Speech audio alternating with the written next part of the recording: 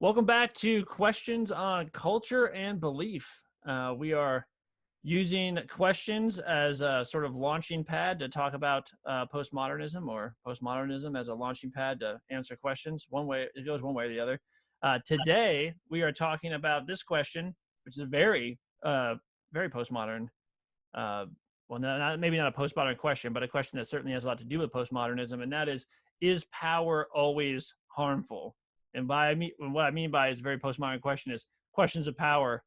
Definitely, postmodernism has something to say about. This sort of it's sort of the big thing it's after.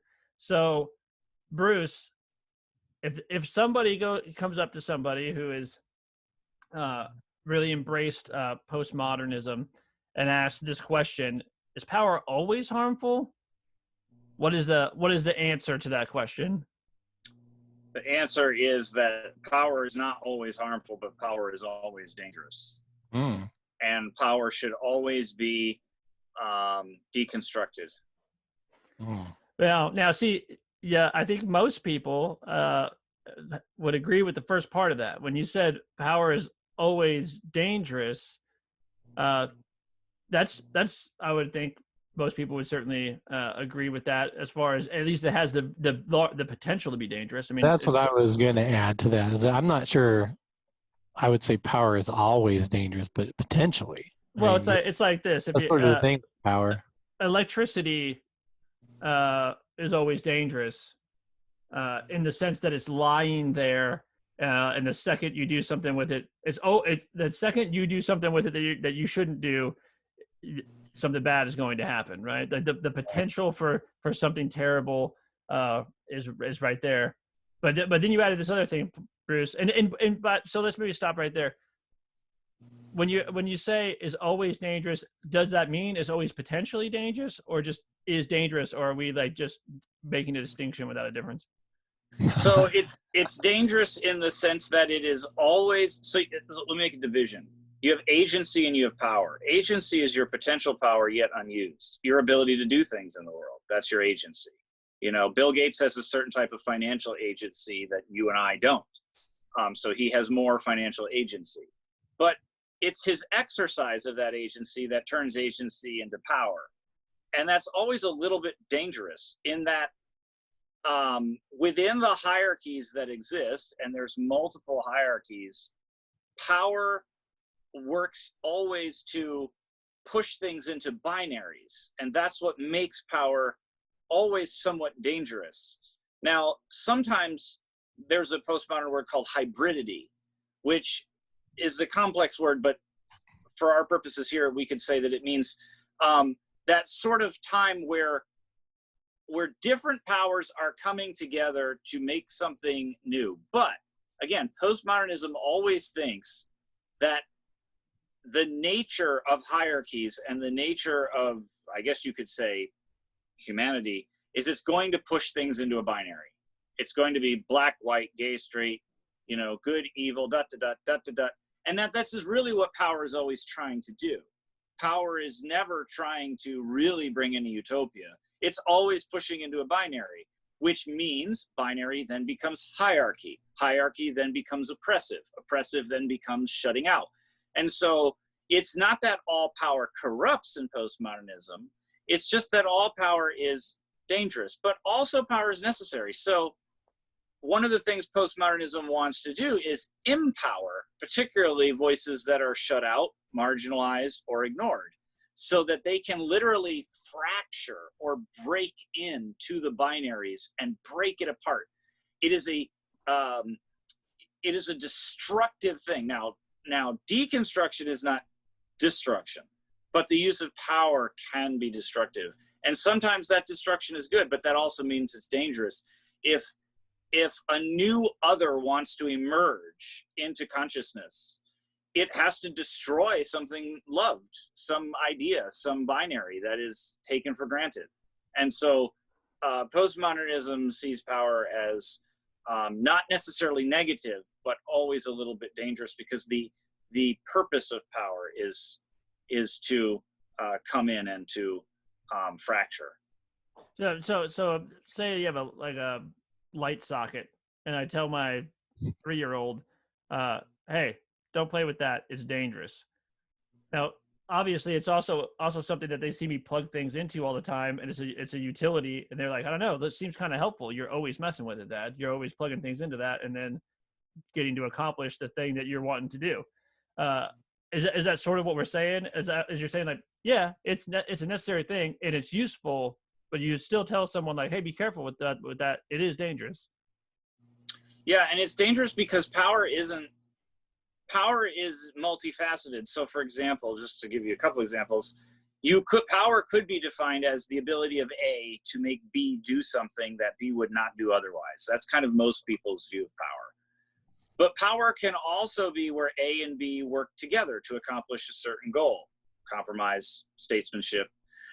Power could be A changes the very wants and desires of B so that B now wants something different. That power is usually called advertising, but it can take many different forms. You could use Hannah Arendt's definition of power, which is that power is the ability to present a vision, often a vision of love, that compels people to come together for that. You can have active power and passive power. So, for example, you can have power where a more manifest power, like when a police officer's lights you see them in your rearview mirror, and you go, I have to pull over. If I don't pull over, he's going to do something to me to make me pull over. But a stop sign is also a form of power.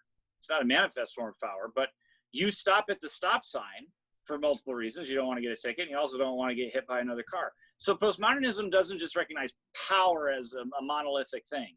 Power is always multifaceted, and that also can make it dangerous because sometimes people don't know when power is active and working. Gotcha. So one of the things you were saying there, as you were saying that power always has to be deconstructed. In other words, you want to deconstruct power, but also you want to empower people who don't have as much power or don't have as big a voice.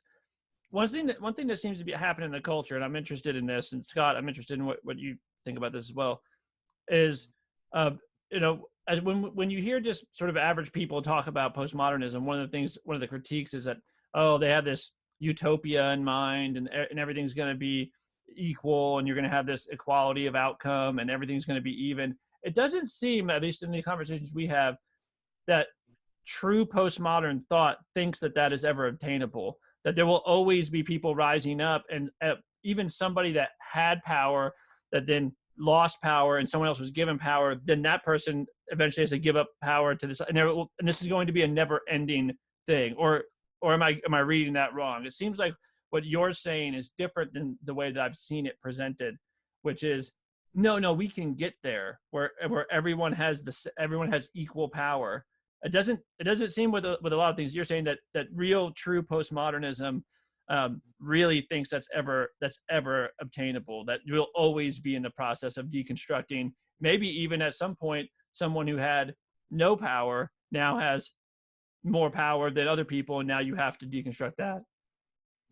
Yeah, so for the most part, postmodernism, because it is a criticism of modernism, and modernism was very optimistic about utopia and progress, most postmodern philosophers, at least the more famous ones, do not think you will ever arrive at a utopia. But there's always a disconnect between the philosophy and the kind of what washes into the mainline culture that then gets somewhat corrupted from the bastards. That being said, there are some postmodern philosophers, particularly when it comes to the idea of technology, who either have positive or negative views of the effects of technology on people, where perhaps technology, everything as crazy as cybernetic implants that could change diseases and suffering and mental disorders, to just general technology and the internet, believe that maybe technology will be a way by which humanity can reach some type of utopia. But for the most part, postmodernism is skeptical of that being the case. And instead, the best we can do is to just continually deconstruct, eternally deconstruct, so that whoever is at the top of the hierarchy or is in the positive side of the binary, that is always going to be knocked down, so that no one can just stay up there all the time. So Scott, I mean, as you've been in the university setting and dealt with this sort of stuff, and maybe this is more prevalent within younger people. Is that sort of the distinction I made? Is that how you see it manifest with this sort of like, hey, we can get there, guys, if we just do X, Y, and Z, we can arrive? Yeah, there's an eternal optimism to some of this. And that's why in the previous episodes, I cautioned about sort of making a one-to-one connection between what you might call a postmodern culture and postmodernism as like a strict philosophy. The culture doesn't enact this from a, sort of the strict philosophical perspective. They enact it with, and I think they're influenced by the philosophy through teachers and professors and whatnot. But as it's enacted, it's like all things, it's less idealistic, right? And sort of the nature of who we are comes to mind. And I think, as I've seen it, there's either like a complete nihilism, like less so now than even like 8 years ago, I'd say, from the young adults I encountered at the university, where it's just like nothing matters type of thing. Why, meaningless, everything's meaningless type stuff. But now you see very much, I think, an attempt to build a better world, and the idea that you actually can, which, some of that is laudable. I think it's funny or interesting that we haven't brought up sort of the time period which we're living through right now, which is the nationwide/worldwide reaction to the killing of George Floyd by a Minneapolis police officer, and the reaction and the protests and riots and upheaval that has been sort of organically ground up, occurring in reaction to that. There's sort of an interesting example playing out in real time with us right now of a society who wants to deconstruct a particular power, and that's the power of the police force or the use of the state police actions against people, and generally a certain segment of people. And this has been expressed, right? I do think you're seeing a lot of when Bruce and I first did the Thinking Fellows podcast on postmodernism, it was really enlightening to me. One of the things I asked him as he sort of explained the deconstructive elements of postmodernism, I said, well, what happens then when postmodernism sort of is the authority? And he said, well, then if they're true to themselves, it has to be deconstructed. And I thought, okay, that's interesting. But the thing I wanted to bring up is currently in downtown Seattle, 6 blocks of downtown Seattle have been, as we record this, have been taken over by people, and they've named it the Capitol Hill Autonomous Zone, where every standing authority, ironically, except for the people that are delivering them electricity and water and taking care of the sewage, have been kicked out of this area, and the people have taken over. Now, what I don't think is super, or maybe it is, Bruce can correct me, super consistent with this, is that if the reporting that I'm hearing is correct, they've basically recreated the power structures that they kicked out within sort of a day of kicking out the power structures. They put up a border, they built walls around this to protect themselves. I not to get too political, but I wonder how many people that built the walls made fun of Trump's wall. I'm just throwing that out there. They built walls to keep the authorities out.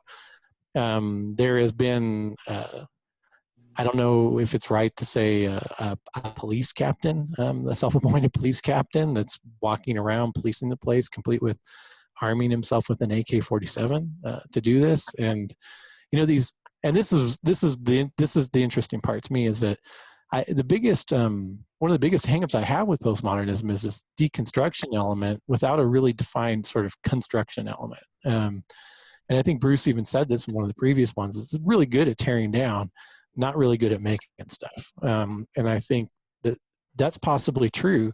And I think once you get to the point where it's deconstructed and you now need to make something, an older point of view takes root.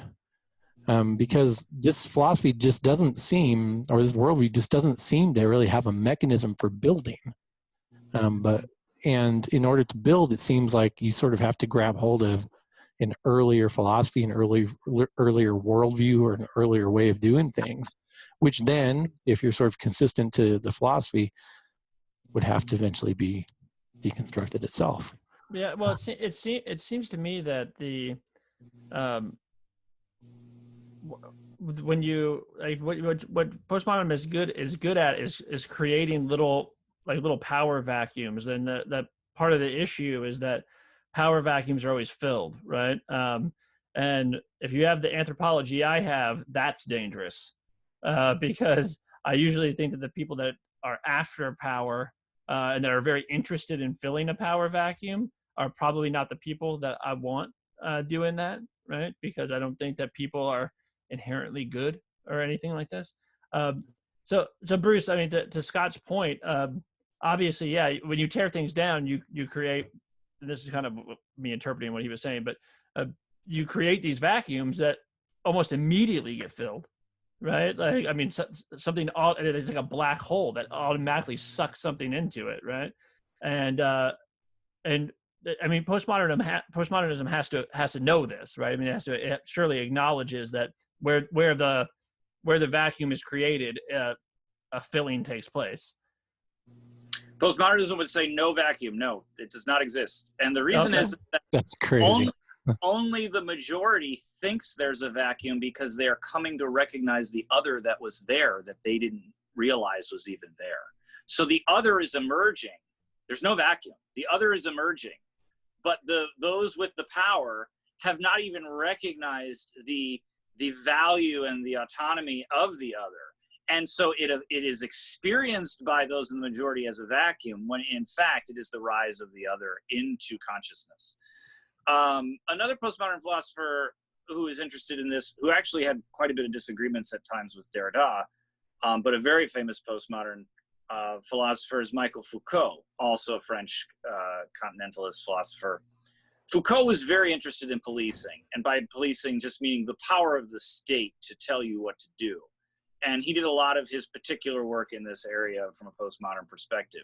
For example, Foucault wrote one of the most famous works in philosophy, in contemporary philosophy, A History of Sexuality, and how Christian worldviews in particular, and the state in general, police people's sexuality. He was a gay man who, sodomy was a crime when he was born, and just showed all the different ways that society polices bodies. No shirt, no shoes, no service, on and on, all the different ways that is policed.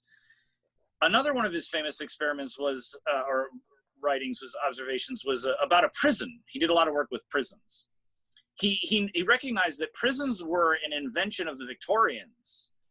Before this, you were just like executed. Like that was, like you were fined or executed. That's how the sate dealt with you. So prisons became part of the Victorian humanitarian way. They believe.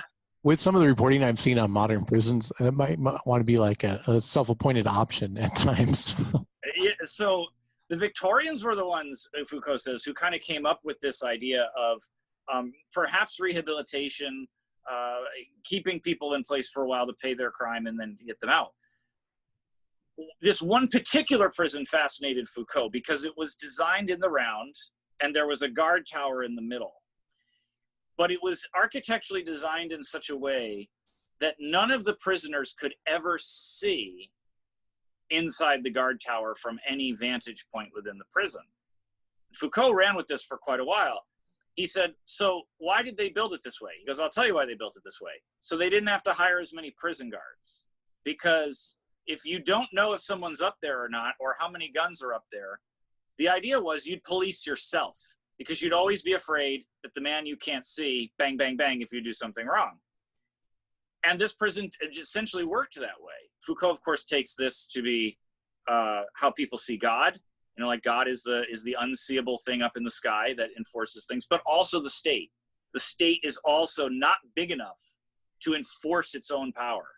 Its power is an illusion, in so much that it's there and it is powerful, but it can't actually enforce the populace. So it has to rely on tricks like this guard tower. And it does it with our bodies, and it does it with society. You see that now with the riots. Like, it doesn't have enough. I like this guy. I like this guy. I like this guy better, Bruce. Yeah. So for Foucault, I don't know how Bruce like read all these people so thoroughly, and he's still here with us. It's amazing. So for Foucault, one of the things that postmodernism wants to show is that embedded in the very operations of the state, down to the very core way you see your own body and how it's policed, there is power structures at work on and against you, and you take them for granted. But that those power structures, if you start to deconstruct them, if you start to go, wait a minute, we don't even know if there's anyone in that guard tower. There might be no one there because they they're out at lunch. They don't care because you can't see. And this is how the barbarians took Rome. Like the only way the people get their power back for Foucault, or get their bodies back, is they have to deconstruct. Yeah, this is interesting. It would seem it would be remiss if we didn't bring this to something you just brought up, which I was going to go here anyway. It seems like as you talk about, okay, is all power harmful? It's like, well, it's at least dangerous. This obviously has some theological ramifications when you're like, hey, I believe in an all-powerful God. So this is, you got a little bit of a rub here, right? And I suppose if they said, is this God dangerous? It sounds like this God that you have is dangerous. I'm like, well, he certainly could be. I mean, he is. I mean, if you go back to the light socket, I'm like, well, I wouldn't stick something in there that's not supposed to go in there. He is an all-powerful God, after all. This is like analogy with Aslan in the Chronicles of Narnia stories comes in. Like, he chose a lion not because it's just the Lion of Judah, but because the lion can be good, but the lion's always a little bit dangerous. Yeah, he's not a tame lion, right? That's right. Yeah. So how does this interact with? Is this a problem for the postmodern? This idea of a God who is all powerful and that has absolute power. Isn't the bigger question would be, does he need to be deconstructed? Yeah. So I can only speak more confidently on Derrida on this, because every single postmodern philosopher tends to have a different take on the God question. There's not a universal or monolithic sense of the God question in postmodern thought. But Derrida wrote quite a bit about it. Derrida doesn't think God can be deconstructed, but he thinks the Bible and the church and Christians and theology can be deconstructed. So our musings about God and or our dogma about God can be and ought to be deconstructed. Yes. Derrida does hold out that if there is a God, and he's Jewish, I mean, he's culturally Jewish, Algerian Jewish, but he's familiar with Christian thought. He doesn't find God in and of himself, or the Judeo-Christian God, as necessarily problematic to the problem of postmodernism. And as I have said before, Derrida loves this idea of the Messiah, of the one promised, the other who's coming but hasn't yet arrived. And the world is always closing out the coming of the Messiah. The world is ignoring it. It doesn't want the Messiah to come. And Derrida believes that messianism is, in a sense, dovetails with postmodernism on this very point, that the Messiah fractures and breaks into all the world's complacency and is always a threat to the world, because when the Messiah comes, he sets all things right. Like he destroys all the binaries. Like but he also closes everything, and that's also a problem for Derrida. That the Messiah will do that. He also takes another interesting take, though, on Christianity when he reads the idea of grace or gift, and this is where Derrida is more critical of Christianity and the use of power.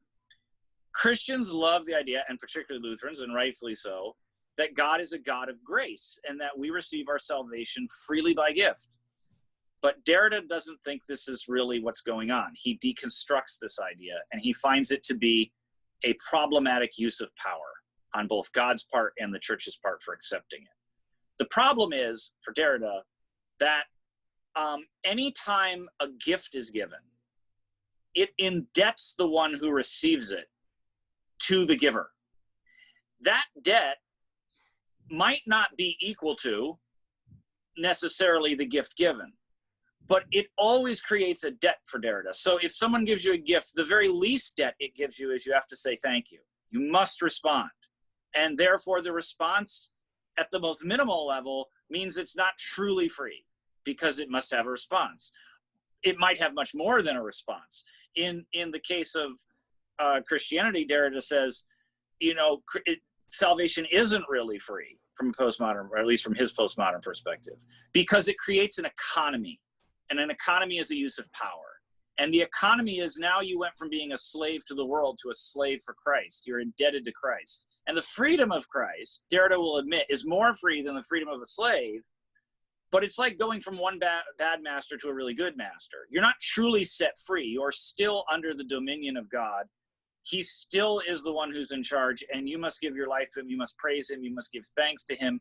And even more so than before, because he's created an economy of debt through the economy of gift. And Derrida reads the story of Abraham and Isaac, which he calls the gift of death.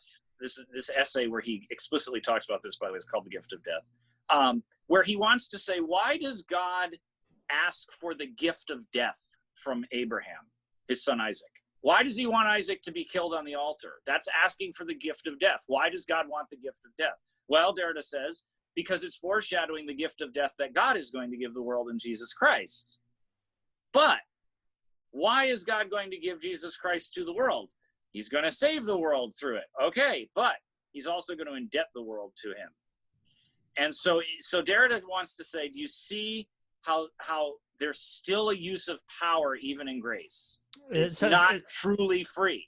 Yes, so it sounds like what he's rubbing up against is that he doesn't like the fact that he's a creature. I think from a Christian perspective, that would be a fair assessment. I think Derrida's trying, if I'm defending him, I would say he's trying to be more subtle than that. And he's no need to defend him. But I think his point is trying to say Christians think that grace is free, and he wants them to recognize the economy of power. Yeah. In the relationship. This is interesting because I don't think grace is free, but I do think it's a gift. I think grace is expensive. I was going to say it's a gift, yeah. There's a cost involved. It's just that God bears the cost. Yeah, but the indebtedness is interesting because this is something that, I mean, this argument is not without merit in the sense that you see this happen all the time in evangelicalism. I mean, you'll see church signs that literally say something like this: God died for you. What have you done for him today? I mean, and they're tapping right into this kind of thing. Even in a better theology than that, which hopefully we can find, even in reformational theology, what you're sort of encouraging is for the person to have a reaction that's not so indebted, and because that is our natural belief, right? Mm-hmm. When somebody tells us this is a gift, doesn't cost you anything, I bore the cost. Our natural reaction is to say, well, what can I do for you? Or something like that. Scott, think about this classic hymn. Jesus paid it all to him I owe. Never liked that song because of this line. Because, and not because, like, does that make sense? Absolutely, it makes sense. Do I understand what the person is getting at? Absolutely, I do. But but they are tapping into this exact same thing, right? I'm indebted now. Like, I mean, I owe him. Here's the argument against this point of Derrida's, in my opinion, is that he's not coming up with anything new by saying this grace looks like a free gift to you and it's really not. There's an indebtedness. It's like, okay, well, duh. That's what every sort of natural system of theology produces. Right, that it's not free, that it's a gift. You got to do something. Even if you didn't do something to get it, you owe something once you have it, and so on. That is every natural theological system produced by man says that.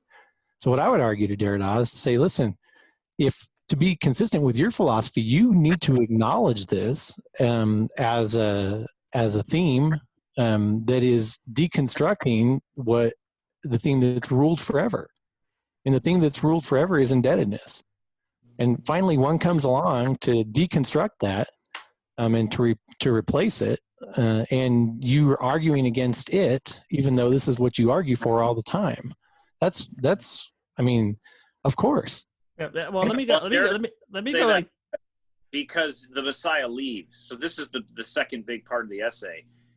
Jesus comes, he dies, he rises, but he ascends, he leaves. And Derrida takes that to be he's fracturing a place. He's leaving so that he can leave open. He's not closing the system. This is what Derrida actually thinks is the good thing about Messianism. Like, Messianism is one of the only philosophies Derrida can find that doesn't stay at the top. It doesn't close the system because the Messiah leaves to come back again. And so he's always held out as an other, waiting to emerge and come back. I think that where my own criticism with Derrida is that one is already always indebted to God, whether one loves God or hates God. I mean, the devil is still indebted to God. Even in his rebellion, he participates in God. He's participating in God in so much that his participation is rebellion, but his ability to even rebel is a participation that is a gift from God. And so you could say the same thing politically with anybody that rebels against political powers. I mean, you're indebted to the political power which you're rebelling against, because you wouldn't, even insofar as you wouldn't have anything to rebel against if that political power didn't exist. And I think the lesson, where I personally I've given this a lot of thought, and I don't know what I think about it. The more I think about it, the more I'm like, I don't know what to do with this. Postmodernism, really coming out of modernism, this is not a purely postmodern thought, because Enlightenment thought was very suspicious of the use of power, and postmodernism has kind of made that more hyper. Derrida is really trying to say, even in Western philosophy's deepest notion of freedom, which would be grace, there's debt, and therefore there's economy, and therefore there's use of power. So, i.e., all things from God down are always the use of power. What I struggle with is, people didn't think that way before the Enlightenment. Power was not the main rubric by which everything was read. And so I don't have a good answer, but I want to say that we need to be aware that we're living in a culture, a world culture, a zeitgeist, that for the last 500-600 years has seen power as the main mode by which humans interact with each other and accomplish things, good or bad. And I'm skeptical if that actually is the only rubric or the significant rubric by which to judge human activity. But I have a hard time denying the argument from the Enlightenment philosophers all the way up to the postmoderns that we have to also take power more seriously than maybe the ancients did. Do you think it could be argued? I think it could, that nobody encountered even the idea of a completely one-sided power that was completely benevolent towards them prior to the idea of Christ as the Messiah. I mean, in the ancient world, if there was a one-sided power, and there often was, whether you lived in the Roman Empire or you were ruled by a local overlord or an overlord that was further away, that it was not complete. His workings of power were not usually intended to be completely benevolent to you, at no direct cost from you, to be taken from you. And so, I don't know. This is why I don't. And all that you've said, it's interesting to me that they didn't pick up on this a little bit more and take a theology that is, counter the prevalent idea of whatever age, and say, "Wow, that's it. We finally found it." Instead, they try to change it back into the prevailing ideas. That's weird. Yeah, that's strange. I'll wrap up right here, but I'll take a stab at this. I think when you talk about indebtedness, and then this debt creates an economy, makes total sense, because this is the only way The that we world. have ever seen anything work in the world, right? So I was going to say the heart of man is inclined towards the law, even Yeah. Derrida. Yes. And so I would say this: you're absolutely right. If I give you something, there is sort of a debt that is there, like that you have, person to person. The difference is that I am not God. So because we are not love and we are not good. This is absolutely true of the way we interact. And so how could it be that God could give and not create an economy, or a state of indebtedness, has to do more with the difference between God and us. We can't operate like that. Yeah, but God can. God, who is only love and all good, can actually give you something absolutely free. In fact, only God can give you something that is completely and totally free with no strings attached. There is no one else that can do this. Because even if I do it, because I am not, I can love you, but because I am not love, and I can be a decent person, but because I'm not good, if I give you this great gift, then you go around talking bad about me. There's no way that I'm not gonna be like, I can't believe he did that when I did such a great thing for him. Like he at least owes me to not speak badly about me. Yeah. Only God cannot do that. And that is because God is all powerful. Like that he is also so powerful that he is also in control of how he even the he's in we don't I don't possess the control, the power to stop myself from feeling like you owe me if I do something incredibly generous for you. But God, who is all powerful and good and love, he does, right? But this is not something that we can like really wrap our heads around. I mean, so we can talk about it as categories, but I can't show you what it looks like.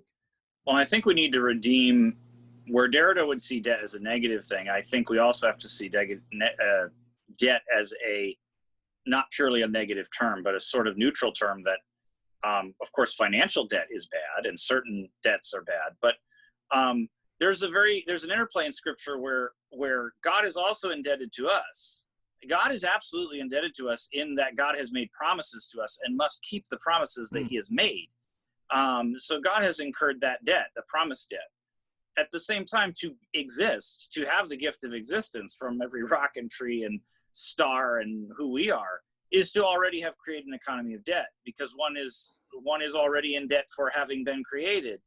So it is a good thing to be indebted to one another. This is my criticism of Derrida, because to be indebted to one another means that one can't exist purely as an individual and purely as just someone who can be selfish, right? I mean, to a certain level, debt prohibits you, at least philosophically, it prohibits you from being autonomous.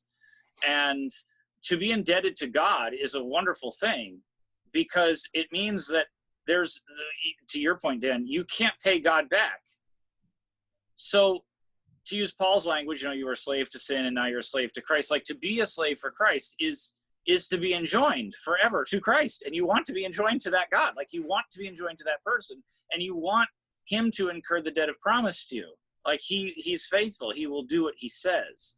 So I don't see debt as necessarily a power struggle. I mean, I guess you could argue that at the end of the day if you really wanted to push it. But to me, it's more of a way that one ensures relationship, just like in marriage. Like, you take vows. You're indebted to each other. But you take those vows so that you can flourish as a couple. Yeah. Well, here we go. So we started with, is all powerful harmful? We ended with, is all debt harmful? Yeah. And now I'm really uncomfortable, but let's do that next time. I like it. I like it. So let's just leave it there, because we've been going a while. Guys, thanks for hanging out, and we'll be back next week with another video talking about sexual ethics. That should be fun. That'd be great. Yeah.